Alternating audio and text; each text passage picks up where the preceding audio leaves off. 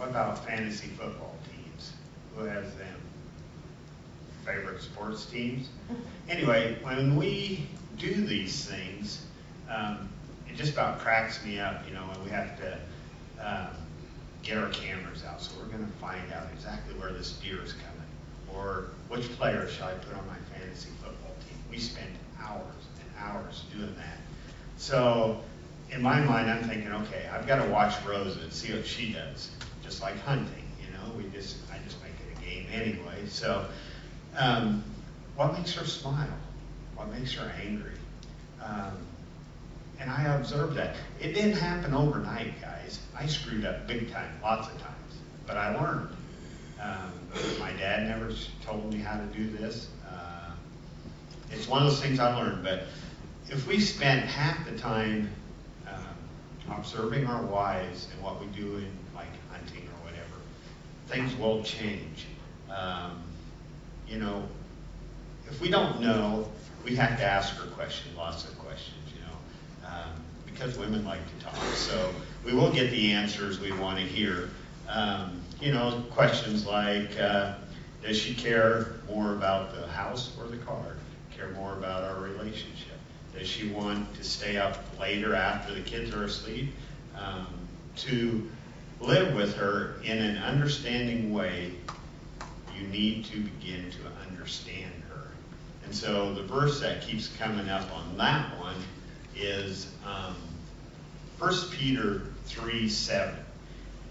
You husbands, in the same way, live with your wives in an understanding way, as with someone weaker, since she is a woman, and show her honor as a fellow heir of the grace of life, so that your prayer will not be hindered.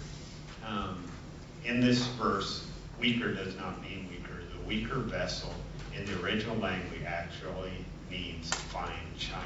So we have to handle her like fine china.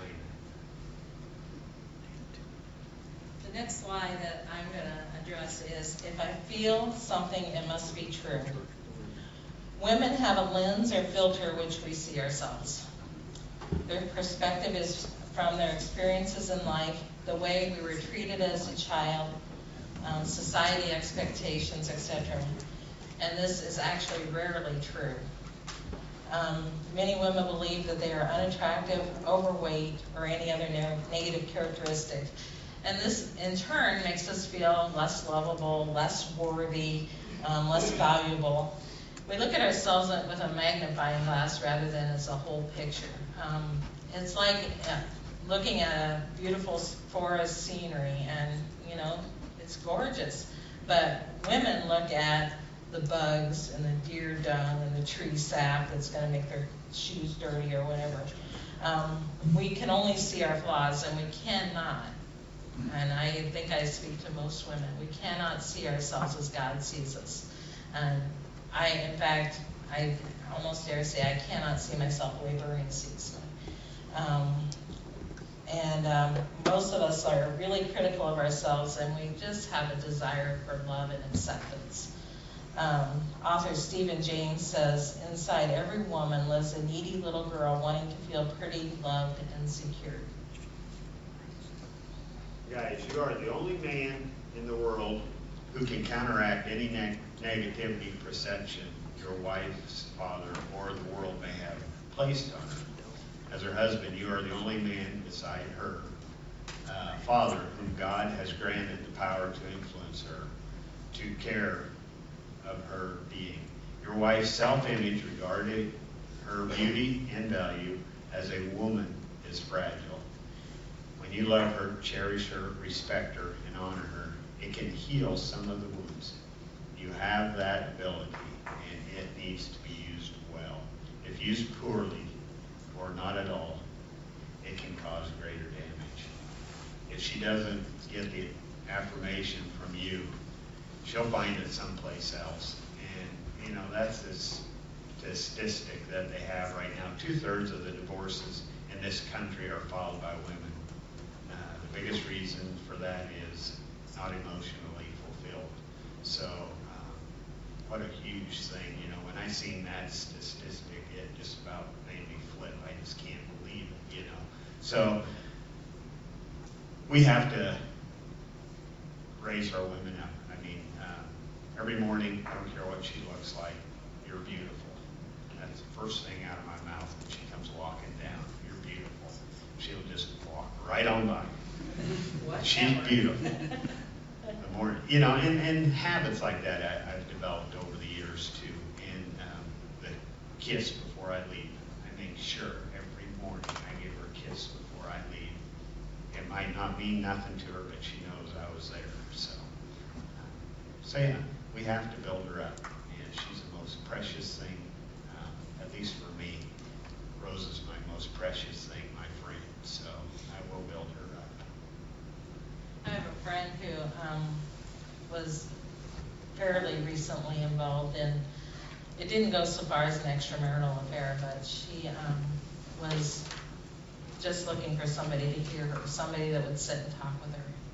And she keeps saying to me, I don't know how it got to that point, but she said spending that time with that other man was just so fulfilling. I felt so safe, so comfortable. Whereas when I went home, all I got was yelled at. And I mean, I hope that this isn't the case with anybody's house in this room, but to call each other names is just totally unacceptable. Totally unacceptable. If you're going to call a name, it better be a nice one. If anybody's, that is something that I have a huge thing in our household. Our household was a safe place, and it needs to be safe. I mean, if you're not going to say it to your friends, you sure as ever better not be saying it to your wife. And you better not be saying it to your kids either. We treat our friends better than we treat our spouses. And I can't believe the way I have heard men and women talk to each other.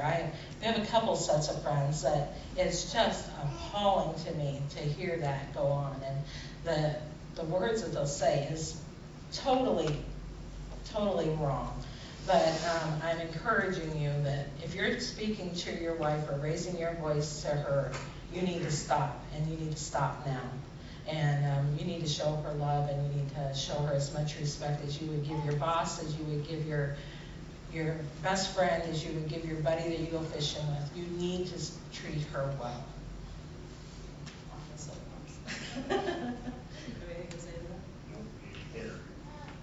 The last lie that I want to speak to is, if my circumstances were different, I would be different. And I found the story, and if you have children, you've probably read it at some point, but it's a story about Alexander and the terrible, horrible, no good, very bad day.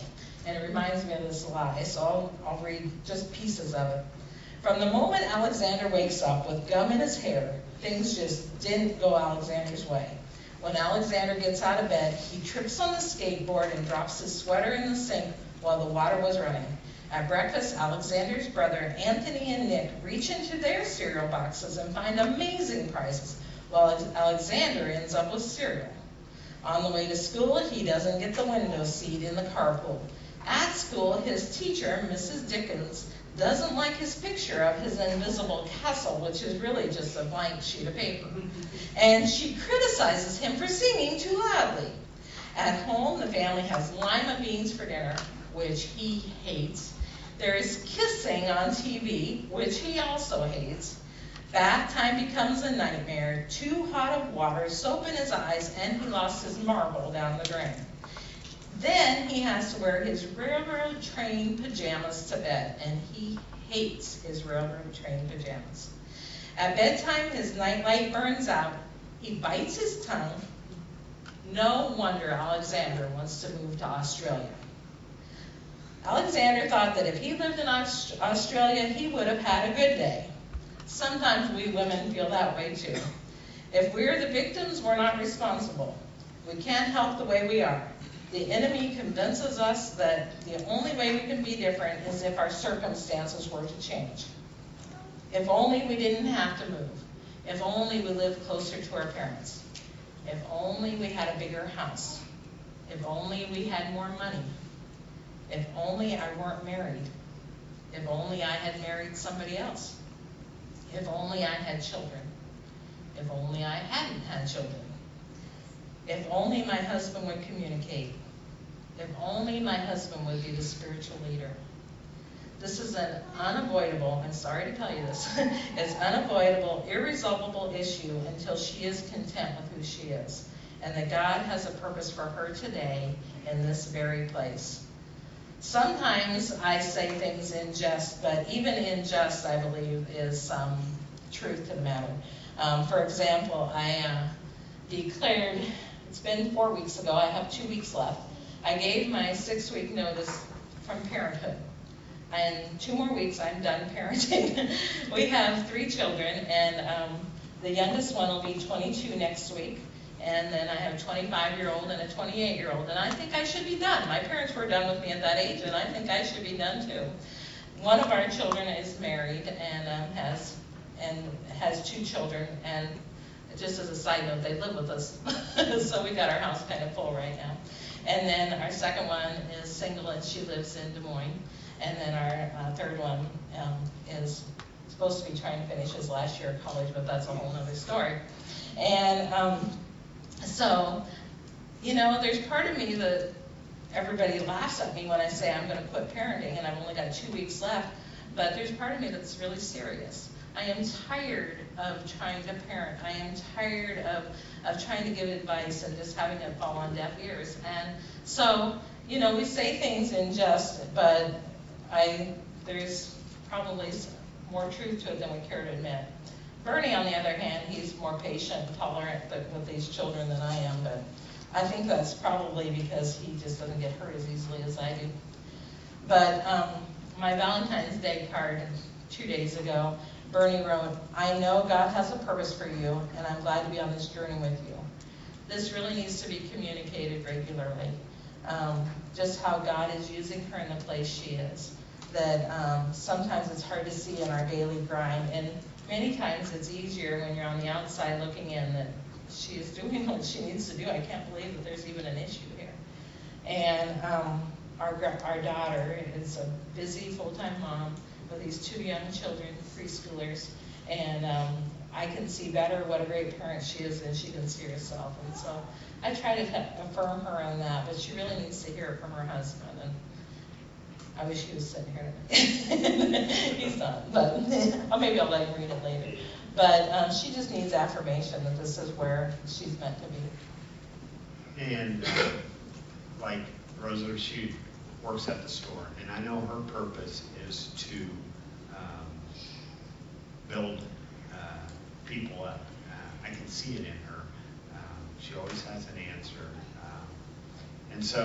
And she doesn't see that. She's always thinking, I don't know why I'm in this store. I don't like dealing with money, blah, blah, blah. But she knows that she has to be there because I know God's called her there, and I can see it through her, what she does in this community. So for me, I have to keep reminding her why she is where she's at, because God has her there for that time, because we're all on a journey, and God's story is huge, but we are this part of it, and we're all here for a purpose. And I'm convinced that Rosa's purpose is to be in that store. I don't know how long, but I know it's there for now. And so, for me, I have to encourage her and say, this is your purpose. You are where God wants you now. But what goes along with that is you needing to pray for me and to see that myself.